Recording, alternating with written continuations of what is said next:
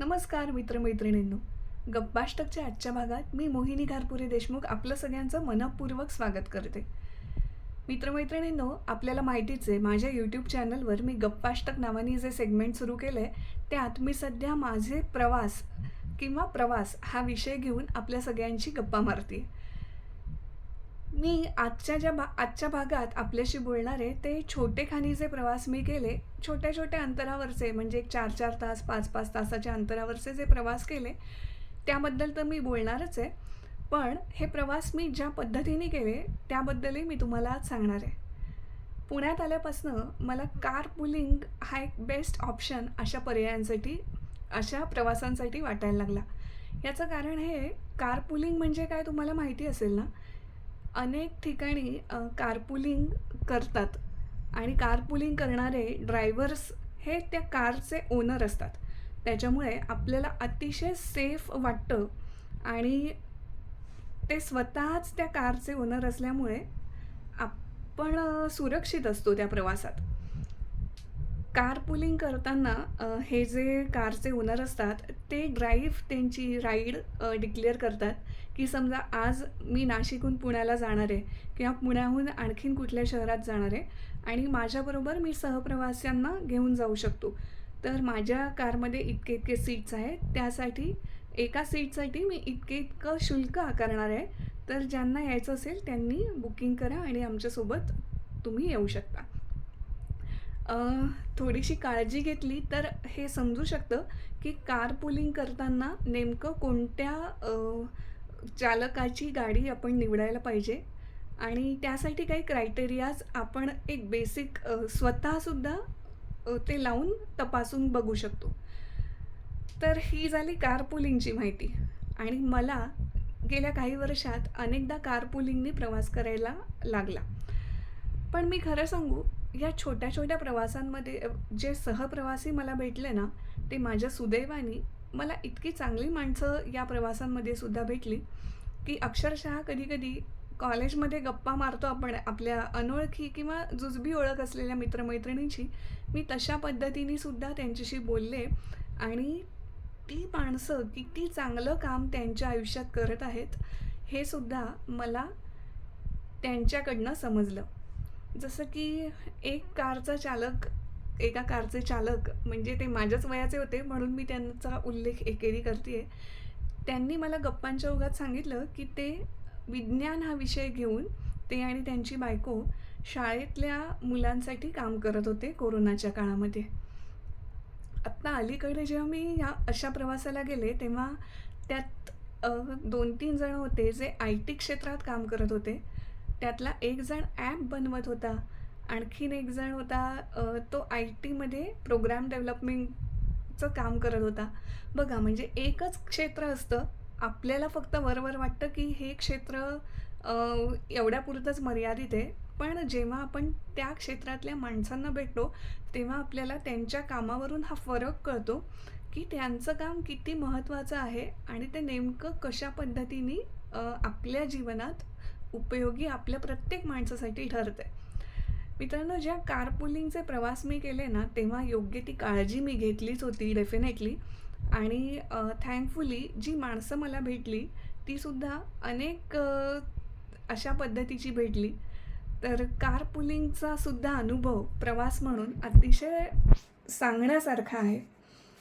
या निमित्ताने कारण की मी संवाद क्षेत्रात आणि पत्रकारिता क्षेत्रात अनुभवी असल्यामुळे मला काही टेकअवेज जे असे मिळाले की संवादाचा हा नियम वगैरे पुस्तकात जे आपण वाचलेले असतात त्याच्याही पलीकडे 2 अनोळखी लोकांमध्ये सुद्धा संवाद होतो आणि कधीकधी ओळखीचे असलो तरीही संवाद होत नाही. कधीकधी शब्द वापरून संवाद होतो आणि कधीकधी मौनातनी सुद्धा संवाद होतो.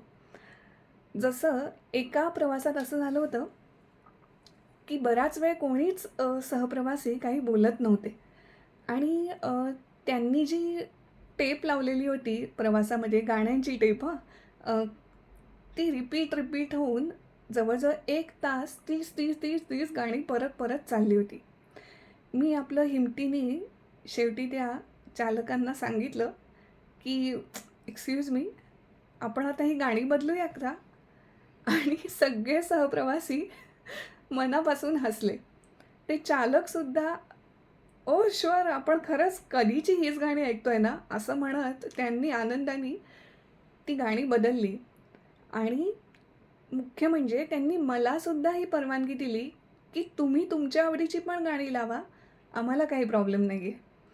तो पूर्ण प्रवास त्यांच्या त्या समोरच्या स्क्रीनवर YouTubeवरची गाणी प्ले होत होती.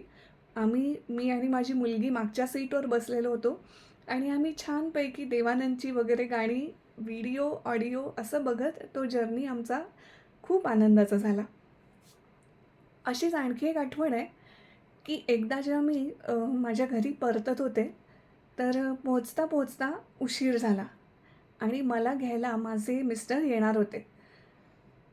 आम्ही सांगितलेल्या ठिकाणी आमची गाडी लवकर पोहोचली आणि हे नुकतेच घरातून निघाले होते.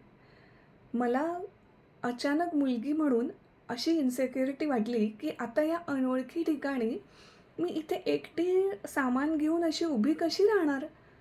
जरी भर चौक आहे, जरी गर्दी आहे, तरी इथे मी काय करू? आणि समजा यांना यायला उशीर झाला, तर मला कसं बघतील ना लोकं? असे काहीतरी विचार मनात आले आणि मला संकोच वाटायला लागला.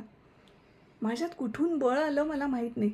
मी त्या क्षणी त्या ड्रायव्हरना, त्या चालकांना विनंती केली, की "दादा, प्लीज तुम्ही काहीही करा, पण 5 मिनिटं इथे माझ्यासाठी थांबा. थांबाल का?" ते म्हणाले, "हरकत नाही. आम्ही गाडीत इथे बाजूला थांबलेलो आहोत. तुम्ही खाली उतरून तिथे चौकात थांबा, म्हणजे तुमच्या मिस्टरांना तुम्ही दिसाल." मित्रांनो, ती 5 मिनिटं माझी अ, कशी निघून गेली कळलंसुद्धा नाही. पण त्या क्षणी जर ते थांबले नसते, तर कदाचित माझ्या मनात खूप ताण आला असता. मला संकोच वाटला असता, भीती वाटली असती किंवा कुठलाही बाका प्रसंगसुद्धा तेवढ्या 5 मिनिटात अ, माझ्यावर बेतला असता. आणि हे मी आज का बोलते आहे, याचं कारण आपण बघतोय, की किती अशा घटना घडत आहेत मुलींबरोबर, की जिकडे मुली सुरक्षित ठिकाणी असूनसुद्धा त्यांच्याबरोबर भयंकर प्रसंग ओढावलेले अनेक घटना आपल्याबरोबर आपल्या कानावर येत आहेत, आपण बघतोय. म्हणून अशा वेळेला जर असे चांगले लोक या जगातले आपल्या वाट्याला येत असतील, तर we should be thankful to God, की देवा, अशा प्रवासात सुद्धा जिथे कोणीच मला ओळखत नाही आहे, तिथेसुद्धा तू मला ओळखीची किंवा माझी काळजी घेणारी माणसं माझ्या आयुष्यात आणतो आहेस. सो ह्याबद्दल मी त्या रात्री देवाचे मनापासून आभार मानले. मित्रांनो, हे छोटेखानी प्रवास असतात ना, ते आपल्याला खूप काही शिकवून जात असतात. म्हणून तुम्ही जर प्रवासाला जाण्याच्या तयारीत असाल किंवा जाऊ की नको असे बिचकत असाल, तर मी तुम्हाला सांगते, की लहान टप्प्यापासून सुरुवात करा. जवळच्या अंतरावर जाऊन बघा.